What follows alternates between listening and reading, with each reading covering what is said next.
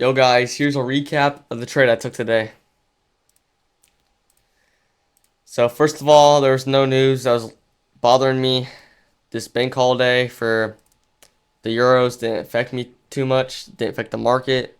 And this news that for USD was at 9, so that didn't really affect me because I don't really trade around then. So yeah, let's get into it. So we tapped into London session low. We then inversed this 5-minute fair value gap. So I scaled down to the 1-minute.